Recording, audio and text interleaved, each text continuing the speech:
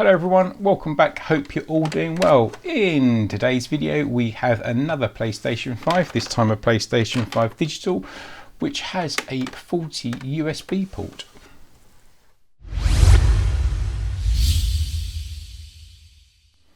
So as I say, this PlayStation 5 is a digital edition and it has got a broken, as you can see there, USB port. So what we're going to do, we're going to take it apart and we will replace the port. This PlayStation 5 we purchased from one of our customers at consoletherapy.co.uk. If you have a faulty PlayStation 5 or an Xbox Series X or Xbox Series S console that you would like to sell, please visit us at consoletherapy.co.uk and you will receive an instant quote of how much we will pay you for your broken console, and we will also arrange free collection from anywhere in the UK, so you don't even need to go to the post office. We will literally come to your home, collect the console for you, and then pay you the amount we agree within literally 24 hours. So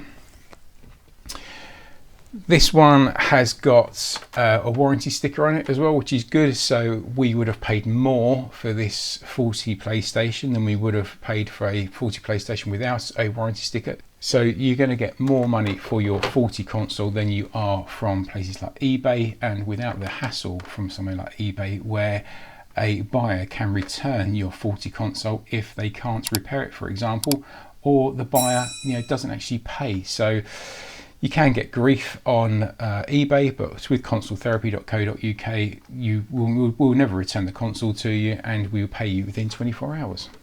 Right, so let's get into it. Let's get this one opened.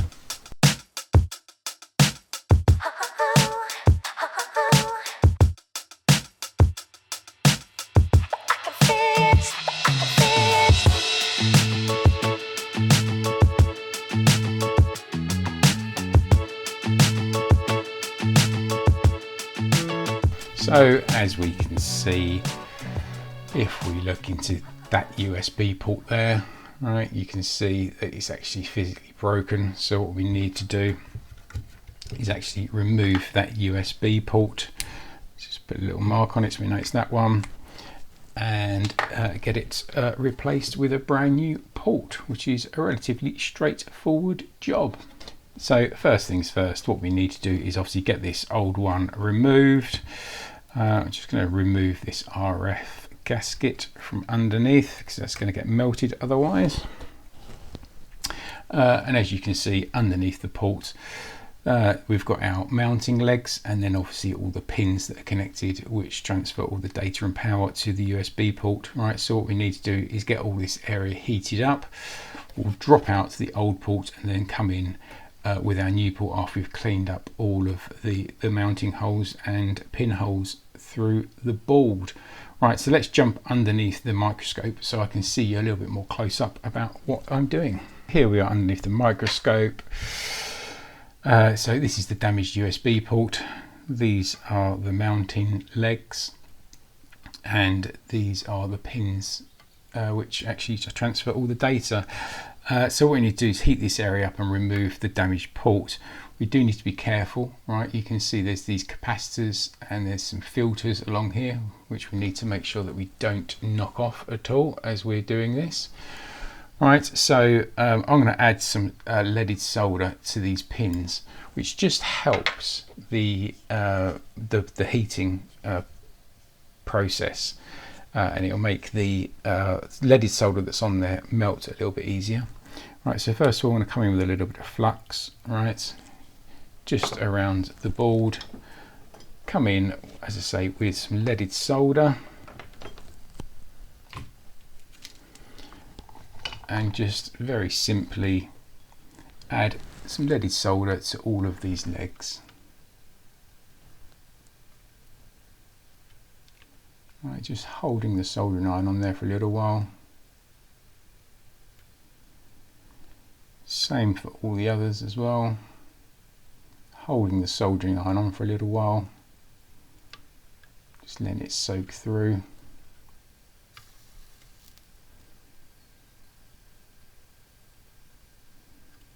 And this will just, as I say, it just helps, right? It's not a fix, right? But it just helps. So when I come with the heat gun in a minute, you'll see what I mean. It does actually make sure that the leaded solder, the factory solder, does actually melt a little bit quicker and easier. And it's all across the pins. Doesn't matter if we bridge these at this point because this port's coming off. Right, and then we're going to come in with our heat gun, and we're going to give it a quick heat from the top first of all, right, just to warm up the actual port itself, and then we'll flip it over and then heat from the bottom.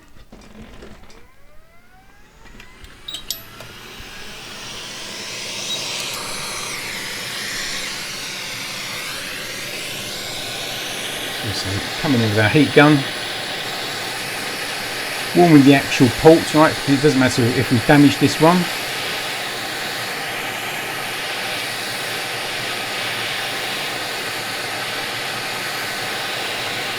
Warming up the board as well around the area.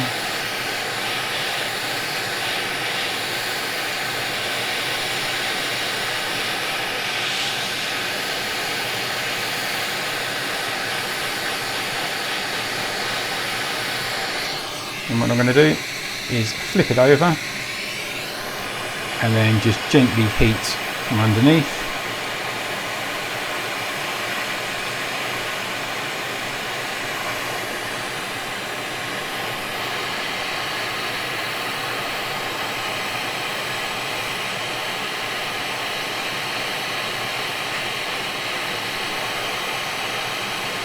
And eventually you'll see the ports just drop off, just like that.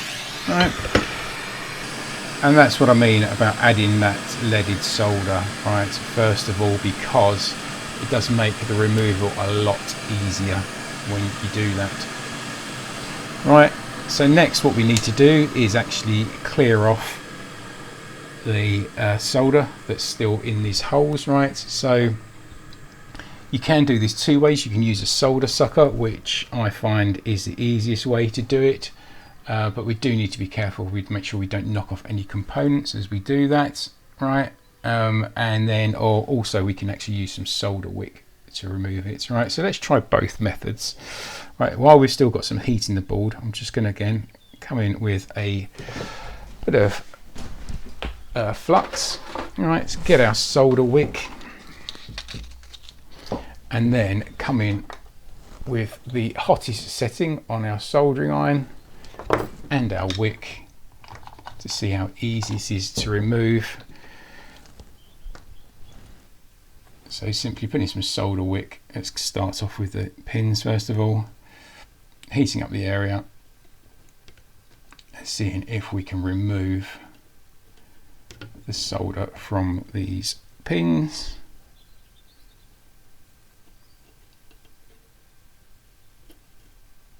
Almost there. Just get a fresh bit of wick, come back in again,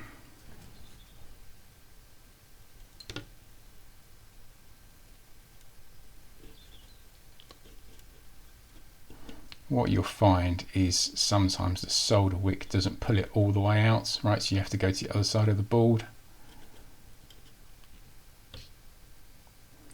Got a few of them.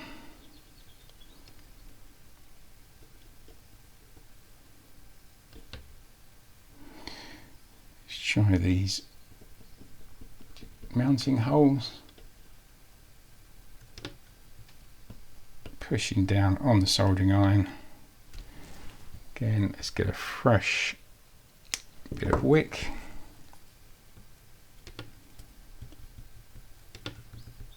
Keep the pressure on. Bit of a wiggle. You see we're not getting all of the solder out, as you can see. But what you can do is flip the board over and do the same from this side. This side being careful of the components not to knock any of them off.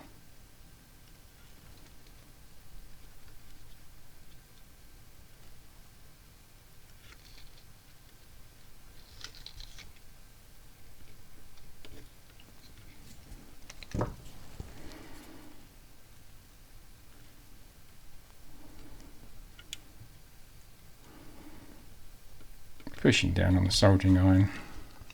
Let's come in with a little bit more flux.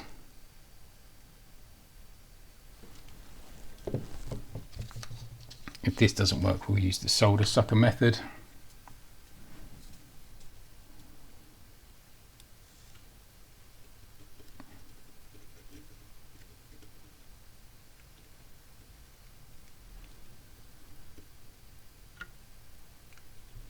So as the board cools down, it does become more difficult to pull out the solder, as you can see now. So what we're going to do is just come in with our solder sucker. We're going to heat the board up again to get those remaining stubborn little bits of solder out.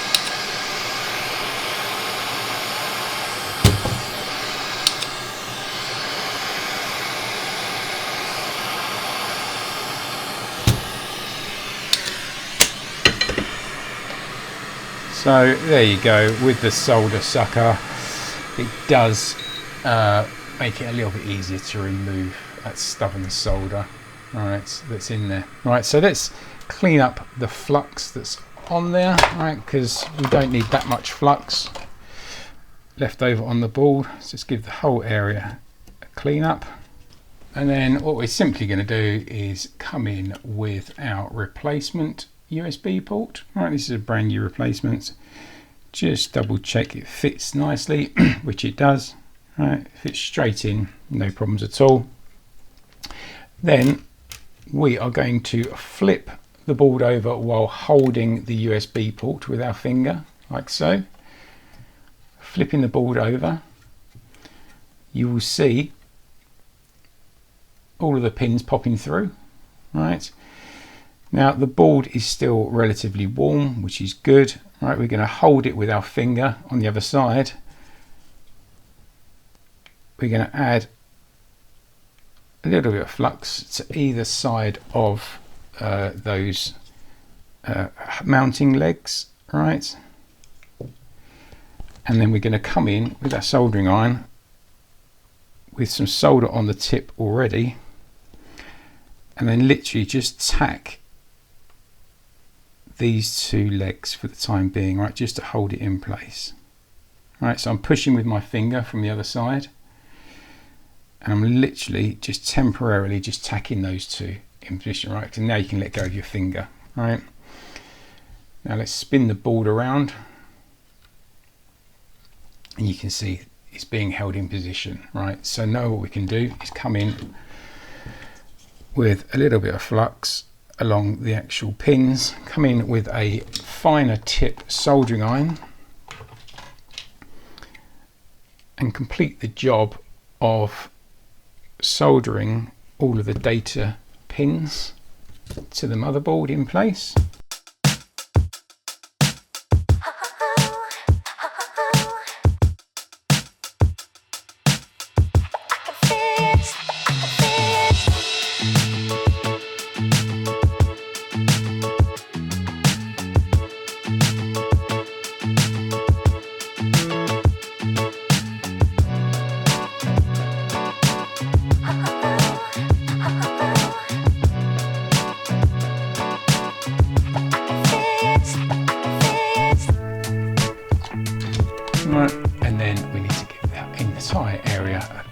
thorough clean. Pop back on the little RF gasket, and then let's just flip it around and give this side a clean as well.